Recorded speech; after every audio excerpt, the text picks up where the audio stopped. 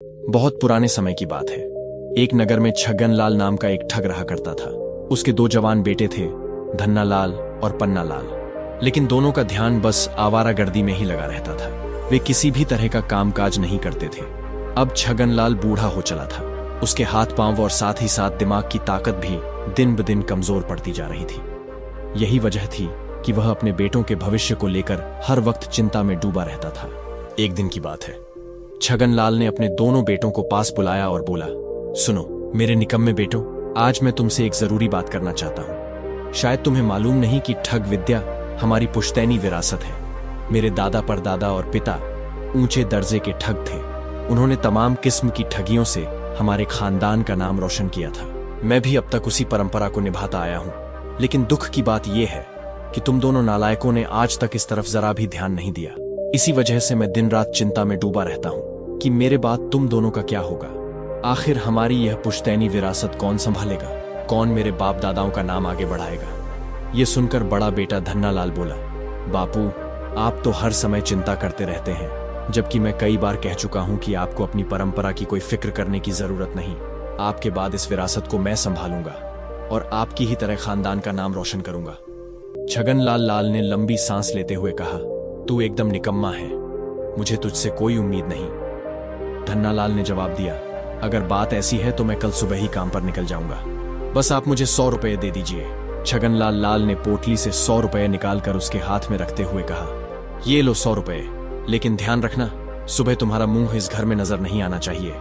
धन्ना लाल बोला, ठीक है बापू, अब मैं आपको तभी मुंह दिखाऊंगा जब कोई बड़ा कमाल कर लूंगा। अगले दिन भोर की हल्की रोशनी फैलते ही धन्ना लाल घर से निकल पड़ा और सीधा बाजार जा पहुंचा।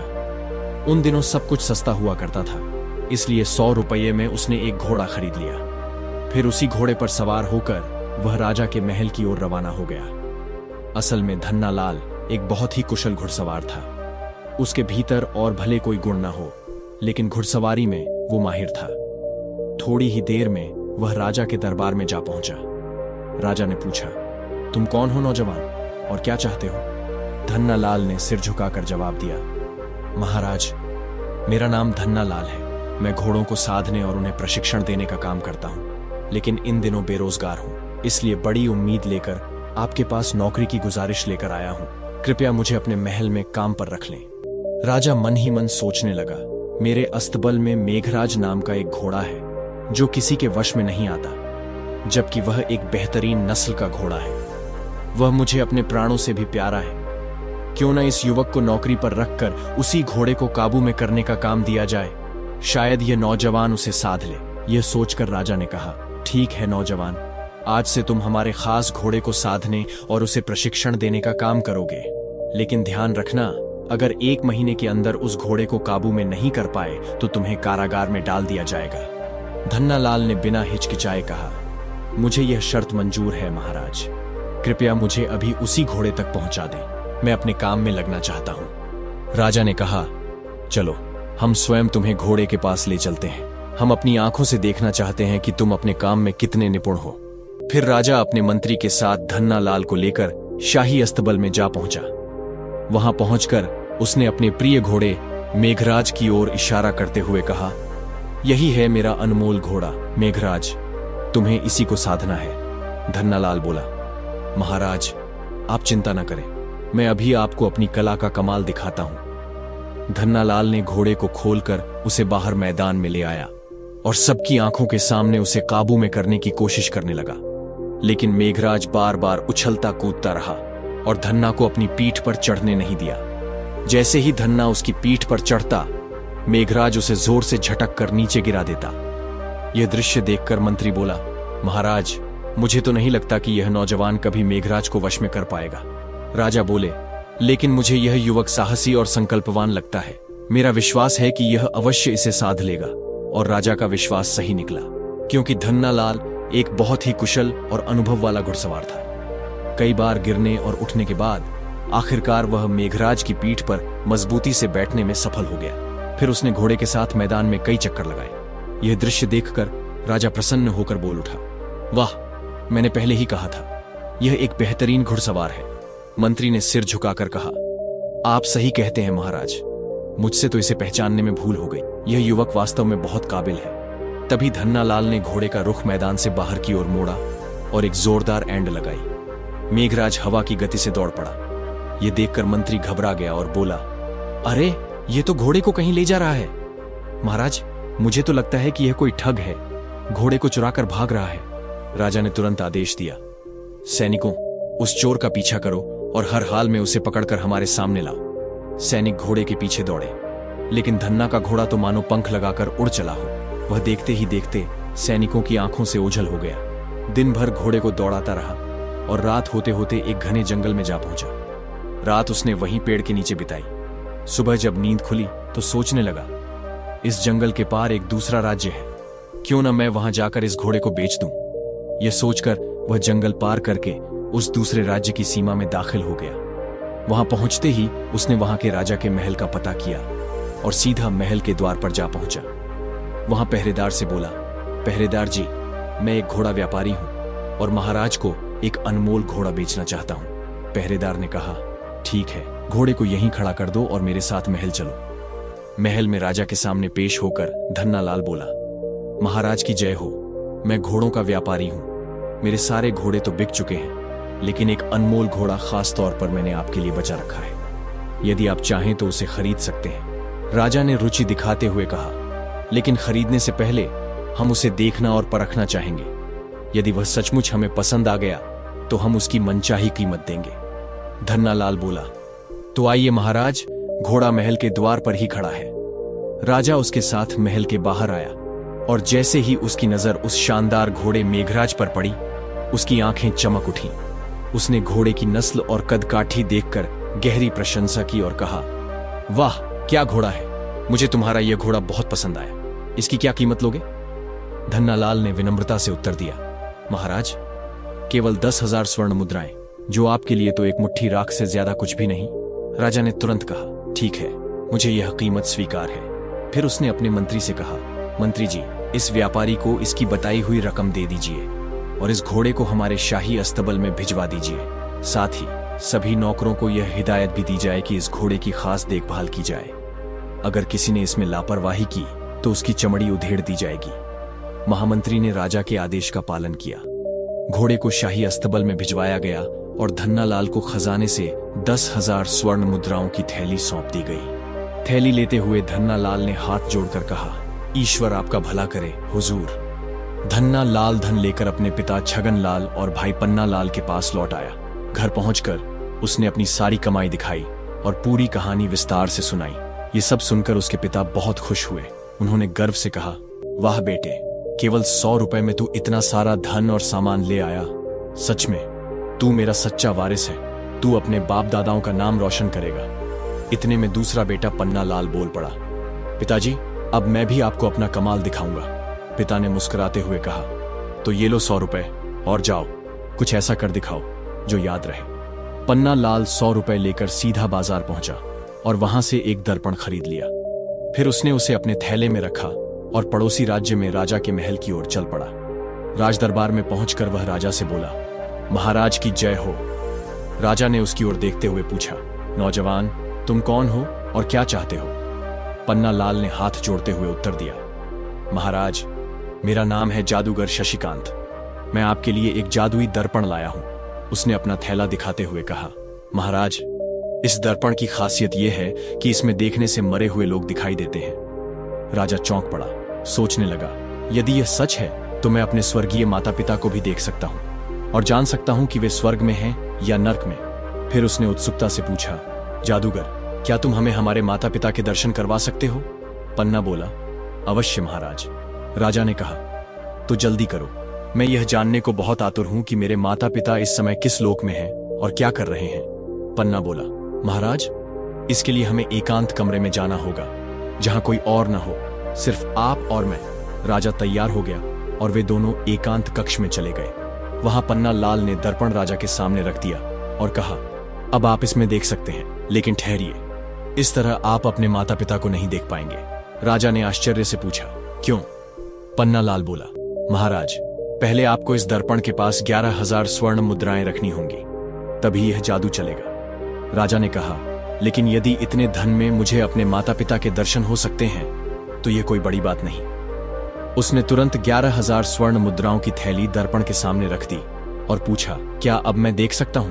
पन्ना बोला, बिल्कुल, लेकिन एक बात और, यदि कोई व्यक्ति अपने माता पिता की सच्ची संतान नहीं है तो उसे इस दर्पण में अपने माता पिता की छवि नहीं, सिर्फ अपनी ही सूरत दिखाई देगी। राजा थोड़ी देर चुप रहा, फिर दर्पण में झांकने लगा, पर उसे उसमें अपनी ही सूरत दिखाई दी। राजा के मन में हलचल मच गई। क्या मैं अपने माता पिता की सच्ची संतान नहीं हूं?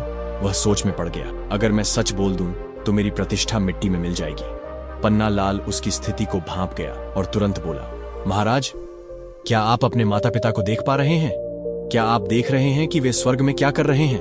राजा थोड़ी देर चुप रहा, फिर बोला, हाँ हाँ, मैं देख रहा हूं, वे स्वर्ग में हैं और एक सुंदर बाघ की सैर कर रहे हैं। पन्ना लाल मन ही मन बहुत प्रसन्न हो गया। फिर दोनों बाहर आए और राजा ने दरबार में घोषणा की, मुझे मेरे स्वर्गीय माता पिता के दर्शन हो गए हैं। राजा की बात सुनकर अब मंत्री के मन में भी अपने माता पिता को देखने की इच्छा जागी। उसने सोचा, जब महाराज को दर्शन हो सकते हैं तो मुझे क्यों नहीं? वह पन्ना लाल से बोला, जादूगर जी, क्या मैं भी अपने माता पिता को इस दर्पण में देख सकता हूं? पन्ना लाल बोला, क्यों नहीं हुजूर, लेकिन पहले आपको भी 1100 स्वर्ण मुद्राएं इस दर्पण के पास रखनी होंगी, तभी आप दर्शन कर पाएंगे। मंत्री तैयार हो गया। वे दोनों भी एकांत कक्ष में गए और मंत्री ने धन दर्पण के सामने रख दिया। पन्ना लाल बोला, अब यदि आप अपने माता पिता की सच्ची संतान हुए तो उनकी छवि अवश्य दिखाई देगी। मंत्री ने झांक कर देखा, उसे भी सिर्फ अपनी ही सूरत दिखाई दी। वह सोचने लगा, क्या मैं भी अपने माता पिता की सच्ची संतान नहीं हूं? फिर उसे डर सताने लगा, अगर मैंने यह सबके सामने स्वीकार कर लिया तो मेरी सारी इज्जत धूल में मिल जाएगी। मंत्री के मनोभावों को भांपते हुए पन्ना लाल तुरंत बोल पड़ा, कहिए मंत्री जी, क्या आपको अपने माता पिता दिखाई दे रहे हैं? मंत्री झिझकते हुए बोला, हाँ भाई, बिल्कुल दिखाई दे रहे हैं। वे इस समय भोजन करके सुंदर बिछौनों पर विश्राम कर रहे हैं। पन्ना लाल और मंत्री कमरे से बाहर आ गए। फिर पन्ना लाल ने दर्पण राजा को दिखाते हुए कहा, महाराज, यदि आप चाहें तो मैं यह जादुई दर्पण आपको केवल 20,000 स्वर्ण मुद्राओं में बेच सकता हूं। फिर आप जब चाहे अपने स्वर्गीय माता पिता के दर्शन कर सकेंगे। राजा मन ही मन सोचने लगे, अब तो बुरी तरह फंस गया हूं। अगर दर्पण खरीदने से मना कर दूं तो लोग कहेंगे कि मैं अपने माता पिता से प्रेम नहीं करता और उनकी सच्ची संतान भी नहीं हूं। अब इस मनहूस दर्पण को खरीदना ही पड़ेगा, वरना मेरी सारी प्रतिष्ठा मिट्टी में मिल जाएगी। राजा ने मंत्री से कहा, मंत्री जी, आप इन्हें खजाने से 20,000 स्वर्ण मुद्राएं दिलवा दीजिए और इस चमत्कारी दर्पण को हमारे शयन कक्ष में रखवा दीजिए, ताकि हम हर सुबह उठकर अपने माता पिता के दर्शन कर सकें। मंत्री ने सिर झुकाकर कहा, जैसी आज्ञा महाराज। तुरंत ही मंत्री ने राजकोष से 20,000 स्वर्ण मुद्राएं पन्ना लाल को दिलवा दी और वह मामूली सा आईना, जिसे अब जादुई दर्पण कहा जा रहा था, राजा के शयन कक्ष में रखवा दिया गया। जब पन्ना लाल धन लेकर अपने घर पहुंचा तो उसने सारा किस्सा अपने पिता छगन लाल को सुनाया और अपार धन उनके सामने रख दिया। बापू, मैं तुम्हारी ठग विद्या से इतना धन कमा लाया हूं कि अब हम जीवन भर आराम से जी सकते हैं। छगन लाल ने प्रसन्न होकर कहा, शाबाश मेरे बेटे, तुमने तो कमाल कर दिखाया। फिर वह अपने दोनों बेटों को गले लगाकर बोला, तुम दोनों मेरी परीक्षा में खरे उतरे, मुझे तुम पर गर्व है। अब मुझे विश्वास हो गया है कि मेरे बाद भी तुम दोनों हमारे खानदानी पेशे को आगे बढ़ाओगे। उसी रात छगन लाल आंगन में बैठा हुक्का गुड़गुड़ा रहा था।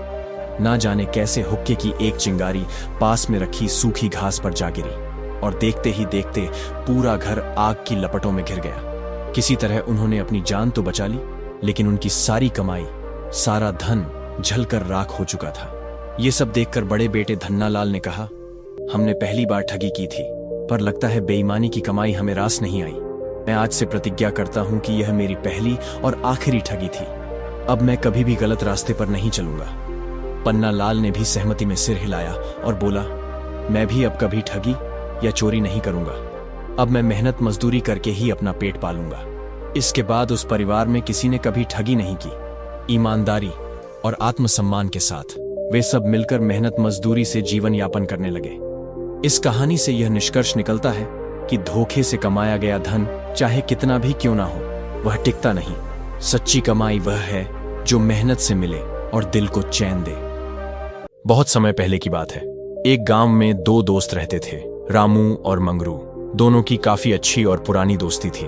रामू एक मेहनती आदमी था जो मेहनत से अपने परिवार का गुजारा करता था, जबकि मंगरू एक चलता फिरता ठग था जो गांव के लोगों को अपने झांसे में फंसाकर ठग लेता था। गांव का हर आदमी मंगरू से परेशान था। मंगरू इसी प्रकार अपना गुजारा कर रहा था, जबकि रामू दूसरे नगर में काम करके अपना गुजारा कर रहा था। एक दिन रामू अपने काम से छुट्टी लेकर गांव लौट रहा था। जब वह अपने गांव के रास्ते पर पहुंचा तो एक और राहगीर उसके साथ हो गया। उस राहगीर को भी उसी तरफ किसी दूसरे गांव में जाना था। रामू बहुत ही खुश हुआ कि चलो सफर में कोई साथी मिल गया। उसने सोचा कि अब सफर आसानी से कट जाएगा और हम बातें करते हुए जाएंगे तो थकावट भी महसूस नहीं होगी। मगर हुआ यूं कि दोनों चुपचाप काफी दूर तक चलते रहे। दोनों ने ही एक दूसरे से कोई बात नहीं की। रामू अपने साथी की इस खामोशी से बड़ा ही परेशान हो गया और बोला, भाई, हम दोनों इतनी दूर से साथ साथ चलते हुए आ रहे हैं, मगर यह कितनी अजीब बात है कि आपने मुझसे कोई बात नहीं की। कुछ तो बोलो ताकि सफर आसानी से कट सके। उस राहगीर ने जवाब दिया, देखो भाई, मैं ऐसे ही बात नहीं करता। मैं एक बात बताने के 4 आने लेता हूँ। रामू, जो कि इस सफर की खामोशी से काफी तंग आ चुका था, उसने अपनी जेब से 4 आने निकाले और उस राहगीर की हथेली पर रखते हुए बोला, यह लो 4 आने, मगर भगवान के लिए कोई तो बात करो। उस आदमी ने 4 आने अपनी जेब में रखे और कहा, सुनो भाई, जो बात बाहर देखो वो घर जाकर किसी को मत बताना। बस इतना कहकर वो राहगीर चुप हो गया। रामू ने सोचा कि राहगीर कुछ और भी बात करेगा, लेकिन वह तो खामोश ही रहा। थोड़ी देर की खामोशी के बाद रामू फिर से परेशान हो गया और बोला, अरे भाई, आपने 4 आने भी ले लिए और बस एक बात कही और फिर चुप हो गए। भला ऐसे भी कभी सफर कटता है? भगवान के लिए कुछ और बात तो करो। राहगीर ने जवाब दिया, मैंने तुम्हें बताया नहीं था कि मैं ऐसे ही बात नहीं करता। मैं एक बात के 4 आने लेता हूँ। रामू को गुस्सा आया। उसने अपनी जेब में से फिर से 4 आने निकाले और उस राहगीर के हाथ में रखते हुए कहा, ये रखो 4 आने। राहगीर ने वो 4 आने भी अपनी जेब में रख लिए और बोला, सुनो भाई, किसी बात पर भी कभी शर्त मत लगाना। इतना कहकर वह फिर से चुप हो गया। रामू का ख्याल था कि अब की बार 4 आने लेने के बाद वह और भी बातें करेगा, मगर वह तो खामोश ही रहा। इस तरह से थोड़ा सफर और तय हो गया। रामू को फिर से बेचैनी महसूस होने लगी। उसने कहा, भाई, तुमने 4 आने और भी ले लिए, मगर सिर्फ एक ही बात कहकर तुम फिर से चुप हो गए। यह भी कोई बात करने का तरीका हुआ? ऐसे तो हमारा सफर कैसे कटेगा? कोई और बात भी करो। उस राहगीर ने जवाब दिया, मैंने तुम्हें बताया था ना कि मैं एक बात करने के 4 आने लेता हूँ। राहगीर की यह बात सुनकर रामू गुस्से में आ गया। उसने 4 आने निकालकर उस राहगीर की हथेली पर रखे और कहा, ये लो 4 आने, मगर कोई और भी बात करो। उस राहगीर ने 4 आने अपनी जेब में रखे और कहा, सुनो भाई, किसी के साथ जो भी वादा करो उसे पूरा करना। इतना कहकर राहगीर फिर से खामोश हो गया। रामू ने सोचा कि यह आदमी अब मुझसे काफी रकम वसूल चुका है, अब तो यह जरूर बातें करेगा, लेकिन वह फिर से चुप ही रहा। रामू उससे यह कहने ही वाला था कि वह कोई और बात करे कि थोड़ी दूर चलने के बाद वह जगह आ गई जहां से दोनों के रास्ते अलग अलग हो रहे थे। इस जगह पर पहुंचकर राहगीर ने कहा, लो भाई, यहाँ से हमारे रास्ते अलग अलग हो जाते हैं। तुम अपने गांव जाओ, मैं अपने गांव जाता हूँ, मगर जाने से पहले मैं तुम्हें एक बात जरूर बताऊंगा। तुमने पूरे 12 आने खर्च करके मुझसे 3 बातें खरीदी हैं। अगर तुम इन बातों पर अमल करोगे तो हमेशा फायदे में रहोगे। और हाँ, क्योंकि तुमने मेरे साथ इतनी दूर तक सफर किया है, इसलिए मुझ पर तुम्हारा एक अधिकार बनता है कि तुम कभी भी किसी मुश्किल में फंस जाओ तो बिना किसी झिझक के मेरे पास आ जाना। लोग मुझे अक्लमंद बाबा के नाम से जानते हैं और इस जगह से 4 कोस आगे चलकर जो पहला गांव आता है वही मेरा गांव है। वहां पहुंचकर तुम जिस किसी से भी मेरा पता पूछोगे वह तुम्हें बता देगा। अच्छा, अब मैं चलता हूँ, भगवान तुम्हारा भला करे। इतना कहकर अक्लमंद बाबा जी अपने रास्ते पर चल दिए। रामू भी अपने गांव की तरफ चल दिया। रामू कुछ ही दूर चला होगा कि उसे एक कुएं के पास तरबूज की एक बेल दिखाई दी, जिस पर एक बड़ा सा तरबूज लगा हुआ था। रामू ने जब यह देखा तो उसे बहुत ही हैरानी हुई, क्योंकि यह तो तरबूज का मौसम ही नहीं था। मगर फिर यहाँ पर तरबूज कैसे आ गया? भगवान की इस कुदरत को देखकर वह हैरान हो गया और अपने घर की तरफ चल दिया। जब वह घर पहुंचा तो उसकी पत्नी उसे देखकर बहुत ही खुश हुई। उसने जल्दी से अपने पति के लिए खाना बनाया। रामू को बहुत ही जोर से भूख लगी थी। उसने जल्दी जल्दी सारा खाना खा लिया और फिर पेट पर हाथ फेरते हुए एक बड़ी सी डकार ली और फिर उसे अचानक से तरबूज की बेल याद आई। रामू अपनी पत्नी से कहने लगा, कुदरत के खेल भी कितने अजीब हैं। मैंने रास्ते में एक बहुत ही अजीब बात देखी जिसके कारण मैं अब तक हैरान हूँ। उसकी पत्नी हैरान होकर पूछने लगी, क्या देख लिया आपने? रामू ने जवाब दिया, रास्ते में मैंने एक कुएं के पास एक तरबूज की बेल देखा जिस पर बड़ा सा तरबूज लगा हुआ था। उसकी पत्नी ने कहा, यह कैसे हो सकता है? ये तो तरबूज का मौसम ही नहीं है। रामू ने कहा, यही बात तो हैरानी की है। पत्नी ने कहा, अजी आपसे कोई धोखा हुआ होगा। नहीं भाग्यवान, मैंने अपनी आंखों से देखा है। ठीक उसी समय बाहर से आवाज आई, अरे भाई, हमें भी तो पता चले कि तुमने ऐसा क्या देख लिया। रामू ने चौंक कर दरवाजे की तरफ देखा। दरवाजे पर पुराना दोस्त मंगरू खड़ा था। रामू आगे बढ़कर अपने दोस्त को गले लगा लिया और फिर उसे अपने पास बिठाया। मंगरू ने बैठते ही कहा, अब की बार तो बहुत दिनों के बाद आए हो। हाँ दोस्त, क्या बताऊं, छुट्टी ही नहीं मिलती थी। जब छुट्टी मिली तो सीधा इधर चला आया। तब रामू की पत्नी हंसते हुए कहने लगी, और इन्होंने आते ही ऐसी बात बताई जिस पर मुझे विश्वास ही नहीं हो रहा। इन्होंने रास्ते में एक तरबूज की बेल देखी और यह कहते हैं कि उसमें एक बहुत बड़ा तरबूज लगा हुआ था। रामू बोला, हाँ यार, मैंने अपनी आंखों से देखा। मंगरू ने कहा, लेकिन अभी तो तरबूज का मौसम ही नहीं है। हाँ, मौसम तो नहीं है, लेकिन मैंने अपनी आंखों से देखा है। गांव की तरफ आने वाली सड़क के किनारे पर एक कुएं के पास बड़ी सी बेल लगी हुई थी। अगर तुम चाहो तो मैं तुम्हें अभी दिखा सकता हूँ, कुछ ज्यादा दूर नहीं है। मगर मंगरू कहने लगा, नहीं, मैं तुम्हारी बात को नहीं मानता। तू भाभी को झूठ बोल सकता है पर मुझे नहीं। मैं शर्त लगाकर कह सकता हूँ कि तुम झूठ बोल रहे हो। रामू ने कहा, मैं भी शर्त लगाकर कह सकता हूँ कि मैं सच कह रहा हूँ। रामू की पत्नी कहने लगी, इस बात का फैसला तो अभी हो जाएगा, तुम दोनों वहीं पर जाकर देख लो, झूठ और सच का फैसला अपने आप ही हो जाएगा। मंगरू बोला, लेकिन मुझे पक्का विश्वास है कि तुम झूठे हो और मैं सच्चा हूँ। तो ठीक है, शर्त पक्की रही। इसके बाद रामू बोला, लेकिन अभी तो बहुत देर हो चुकी है और मैं थका हुआ भी हूँ। मंगरू बोला, कोई बात नहीं, मैं सुबह सवेरे ही आ जाऊंगा और फिर तुम मुझे उस जगह पर ले जाना। अगर तरबूज वहां पर हुआ तो तुम जीते और मैं हारा। अगर तरबूज वहां पर ना हुआ तो मैं जीता और तुम हारे। और साथ ही शर्त जीतने वाले को यह अधिकार होगा कि वह हारने वाले के घर की जिस चीज को भी हाथ लगाएगा वह चीज उसकी हो जाएगी। बोलो, मंजूर है? मंजूर है। इसके बाद मंगरू खड़ा हुआ और कहने लगा, अब तो मैं चलता हूँ, सुबह सवेरे आ जाऊंगा और फिर हम दोनों उस जगह पर चलेंगे। अगले दिन सुबह होते ही मंगरू उसके घर आया और फिर रामू उसे लेकर उस गड्ढे की तरफ रवाना हो गया जहां पर उसने तरबूज की बेल पर तरबूज लगा हुआ देखा था। वह जगह सिर्फ 2 कोस की दूरी पर ही थी। जब वे दोनों वहां पर पहुंचे तो रामू ने मंगरू को वह कुआं दिखाया, लेकिन यह क्या, कुएं के आसपास नजर डालते ही उसके होश उड़ गए। वहां पर तरबूज तो क्या, तरबूज की बेल का भी कोई नामो निशान नहीं था। मंगरू ने मुस्कुराते हुए कहा, हाँ भाई, कहां पर है तुम्हारा तरबूज? रामू बोला, कल तो यहीं पर था। मैंने कहा था ना कि मैंने अपनी आंखों से देखा था।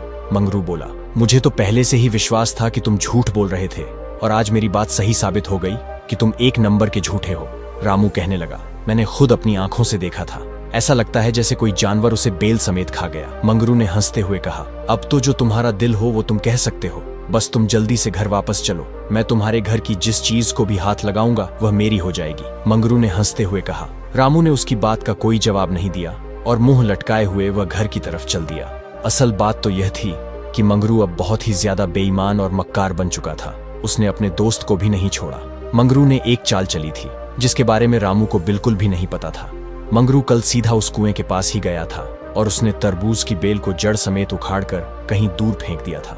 इस तरह से उसने अपनी शर्त को जीतने का पक्का इंतजाम कर लिया था। लेकिन बेचारा रामू तो शर्त लगा चुका था और अब हार भी चुका था। अब वह सोच रहा था कि मंगरू ना जाने उसके घर में कौन सी चीज पर हाथ लगा दे और शर्त के मुताबिक उसे वह चीज देनी पड़ेगी। कहीं उसने कहीं मेरी गाय को छू लिया तो, जो रोज 12 किलो दूध देती है और उसके जैसी गाय पूरे इलाके में किसी के पास नहीं है। हे भगवान, अब मैं क्या करूं? ये बिना सोचे समझे मैंने मुसीबत मोल ले ली।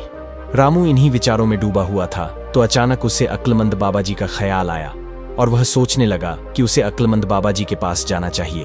हो सकता है कि वह उसकी कुछ सहायता कर दें और इस मुसीबत से उसे बाहर निकाल सकें। उसने मंगरू से कहा, इससे पहले कि मैं तुम्हारी शर्त को पूरा करूं, तुम मुझे इतनी मोहलत दे दो कि मैं अपने एक मित्र से मिलकर आ सकूं।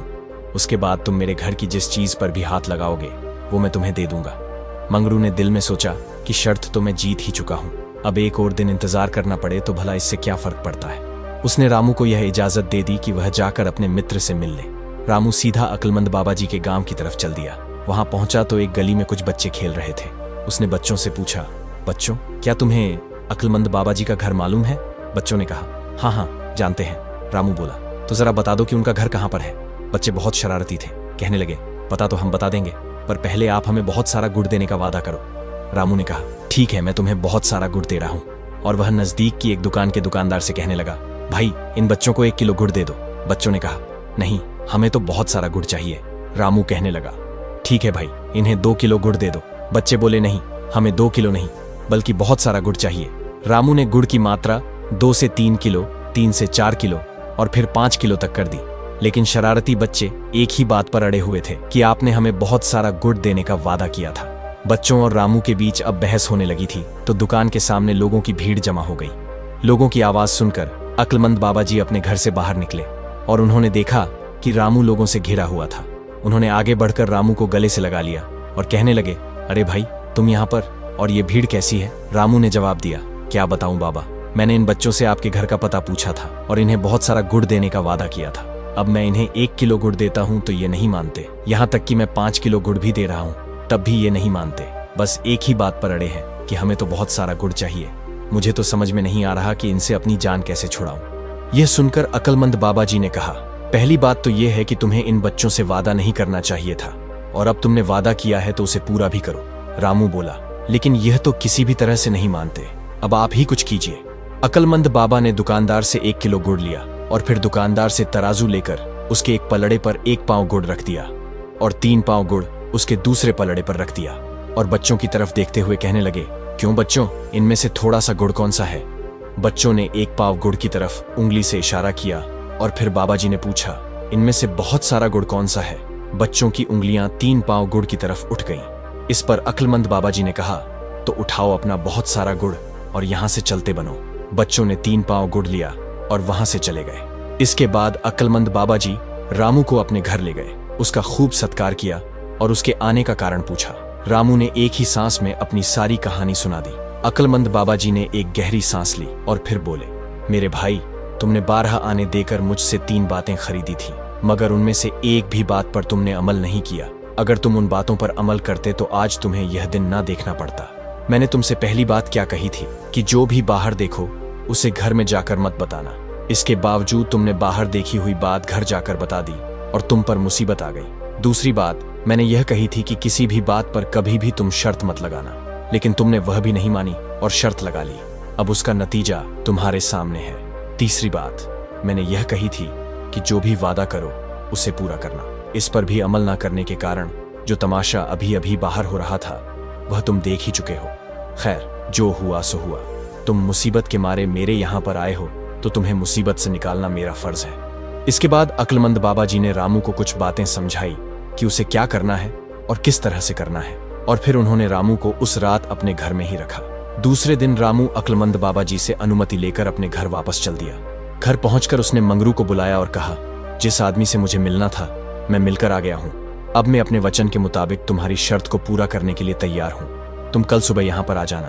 उसके बाद तुम मेरे घर की जिस चीज को भी हाथ लगाओगे वह तुम्हारी हो जाएगी। मंगरू यह सुनकर बड़ा ही खुश हुआ और अपने घर चला गया। उसके मन में तो लड्डू फूट रहे थे कि बस अब रामू की गाय मेरे कब्जे में आ जाएगी। इधर रामू ने यह किया कि अक्लमंद बाबा जी की सलाह के मुताबिक सुबह होने से पहले ही अपनी पत्नी की सहायता से घर की सारी चीजें घर की छत पर पहुंचा दी और अपनी गाय को भी खींच तान कर छत पर चढ़ा दिया। सुबह हुई तो मंगरू खुशी से झूमता हुआ उसके घर आया।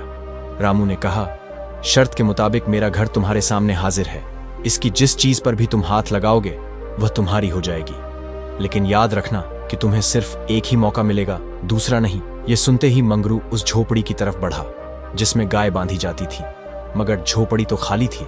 मंगरू ये पूछने ही वाला था कि गाय कहां पर है कि तभी छत से गाय की आवाज आई तो वह समझ गया कि रामू ने गाय को छत पर चढ़ा दिया है। उसे रामू की इस हरकत पर बड़ा ही गुस्सा आया और वह उसी गुस्से में घर के आंगन में आकर छत पर चढ़ने के लिए सीढ़ी की तरफ बढ़ा।